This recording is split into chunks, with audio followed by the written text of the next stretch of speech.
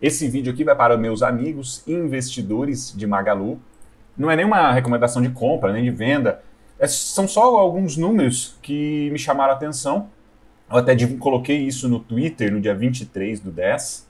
Eu escrevi o seguinte: detectei algo em Magalu que não estou vendo falar em nenhum lugar. Faturamento crescente e recorde. Estão destacando o prejuízo reportado, mas o mesmo se deve à dívida atrelada à taxa Selic. Né? A taxa Selic está alta para conter a inflação. Investimento de altíssimo risco, mas se der bom, é de retorno altíssimo.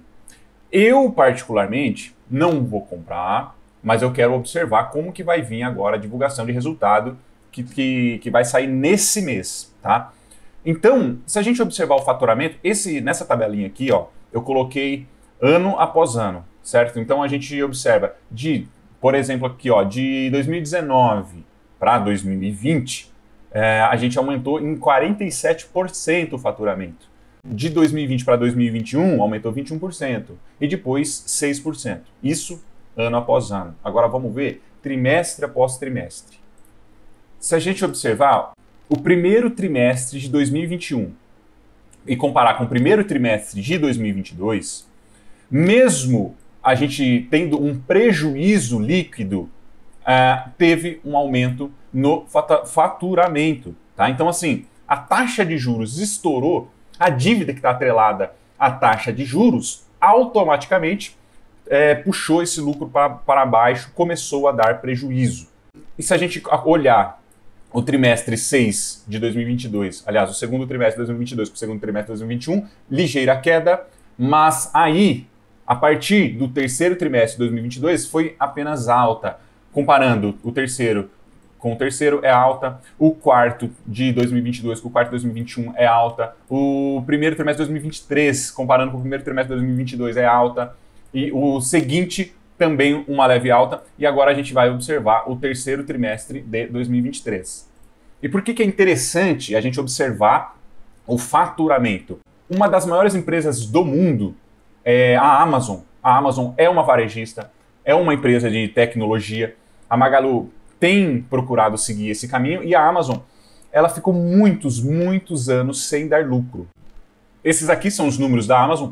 A gente observa que de 96 até 2012, teve muito prejuízo. Começou a dar um pouco de lucro ali em 2003, mas 2012 voltou a dar prejuízo, 2014 deu prejuízo, né? E aí o faturamento nunca deixou de crescer, o faturamento sempre foi crescente, né?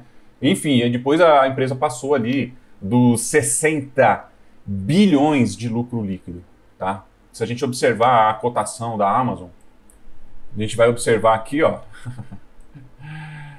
10.000%, né? Quem comprou ali próximo de 2005, próximo de 2006 e não vendeu, o cara fez 10.000%, né? Ao todo, 156.000%, né? Então, a Magalu, ela tenta trilhar esse mesmo caminho. É um caminho de uma varejista, um caminho de um e-commerce, um caminho de tecnologia, certo?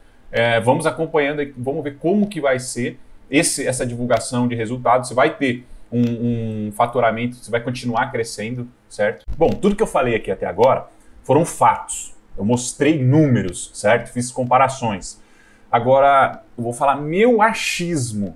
Vou dar uma de mãe de Ná aqui, vou fazer uma previsão para o curto prazo e para o longo prazo de Magalu. Na minha opinião, por alguns anos, esse prejuízo deve continuar, beleza?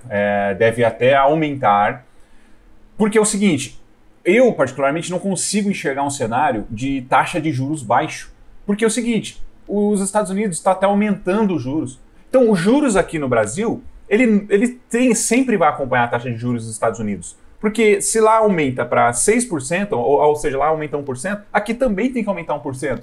A gente nunca pode ter a mesma taxa de juros dos Estados Unidos, porque senão o investidor, ao invés de querer deixar o dinheiro dele aqui no Brasil, né, em real, uma moeda fraca, um país que não é forte economicamente, ele vai deixar lá nos Estados Unidos. Ele prefere deixar o dinheiro dele investido lá nos Estados Unidos, em dólar, um país muito forte, com uma economia muito forte. Então, a nossa taxa de juros sempre tem que ser mais atrativa do que os Estados Unidos.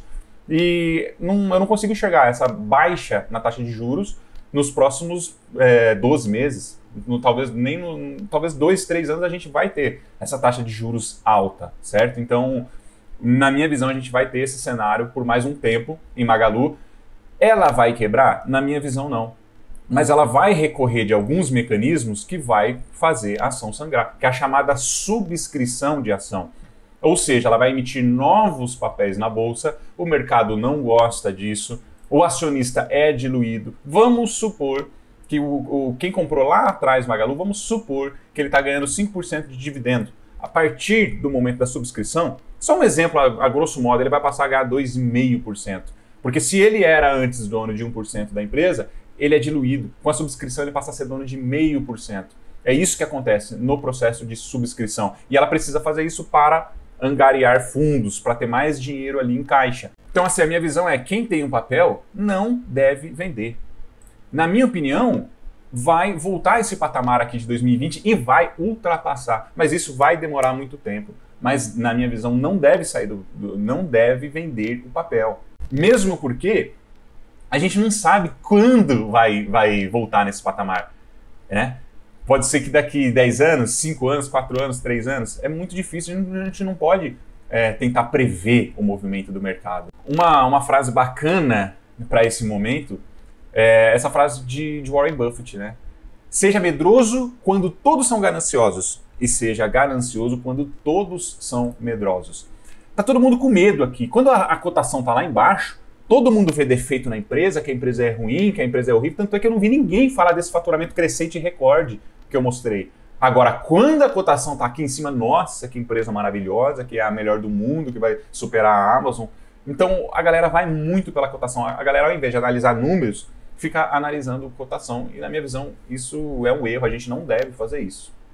Bom, por enquanto é isso. Um abraço e fica com Deus.